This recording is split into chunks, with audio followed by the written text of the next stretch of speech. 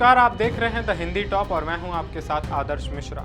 Syria के पूर्व राष्ट्रपति बशर अल असद को लेकर एक बड़ा और ऐतिहासिक फैसला सामने आया है। मंगलवार को दमिश्क की क्रिमिनल कोर्ट ने बशर अल असद को सोच समझकर की गई हत्या के मामले में दोषी ठहराते हुए मौत की सजा सुनाई है। सिर्फ असद ही नहीं बल्कि दक्षिणी सीरिया के डेरा प्रांत में पॉलिटिकल सिक्योरिटी के पूर्व प्रमुख आतिफ नजीब को भी मौत की सजा सुनाई गई है। अदालत ने नजीब को हत्या के साथ साथ टॉर्चर यानी यातना देने का भी दोषी पाया है। कोर्ट के मुताबिक साल 2011 में डेरा प्रांत में तत्कालीन असद सरकार के दौरान किए गए अपराध मानवता के खिलाफ अपराध की श्रेणी में आते हैं। यही वह दौर था जब सीरिया में सरकार के खिलाफ विरोध प्रदर्शन शुरू हुए थे और धीरे धीरे ये प्रदर्शन एक लंबे और बेहद खूनी गृह युद्ध में बदल गए। बशर अल असद ने लंबे समय तक सत्ता पर अपनी पकड़ बनाई रखी, लेकिन उनके शासन के दौरान सरकार पर प्रदर्शनकारियों के खिलाफ हिंसा और गंभीर मानवाधिकार उल्लंघनों के आरोप लगते रहे।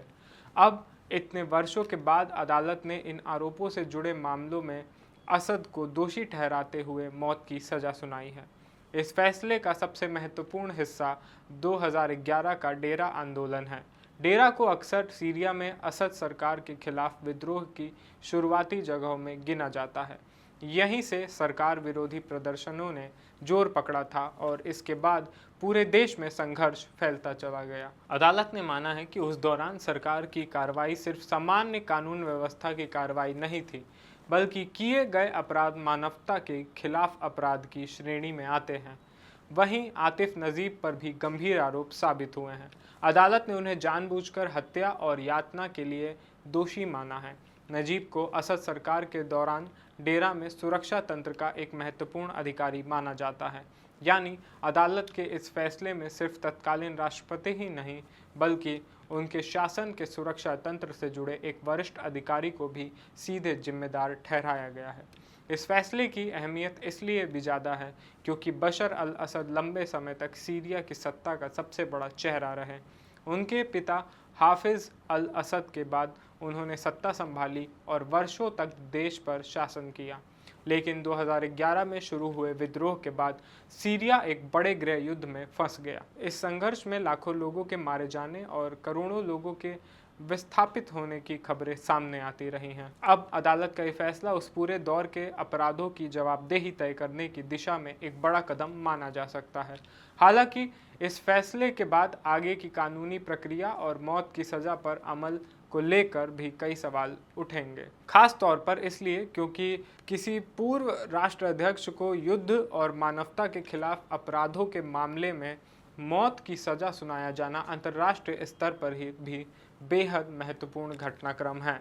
अब सबसे बड़ा सवाल यही है कि क्या इस फैसले के बाद सीरिया में असद शासन के दौरान हुए दूसरे कथित अपराधों की भी जांच तेज होगी? क्या अन्य अधिकारियों और सुरक्षा तंत्र से जुड़े लोगों की जवाबदेही तय होगी? और क्या ये फैसला उन हजारों लाखों पीड़ित परिवारों के लिए न्याय की दिशा में एक कदम साबित होगा जिन्होंने वर्षों तक संघर्ष और हिंसा का सामना किया? फिलहाल इतना साफ है कि बशर अल असद के शासन से जुड़े एक बेहद महत्वपूर्ण अध्याय में अदालत ने अपना फैसला सुना दिया है।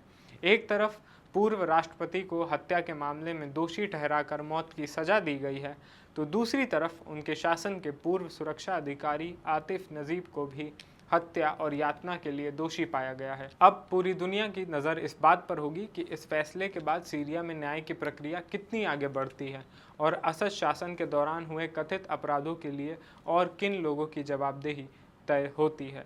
इस खबर पर और भी अपडेट्स जानने के लिए आप जुड़े रहें हमारे साथ, और अगर आपने अभी हमारा चैनल सब्सक्राइब नहीं किया है तो YouTube पर द हिंदी टॉप को ज़रूर सब्सक्राइब कर लें और सोशल मीडिया प्लेटफॉर्म्स जैसे कि एक्स, फेसबुक और इंस्टाग्राम पर भी हमारे हिंदी टॉप को ज़रूर फॉलो करें।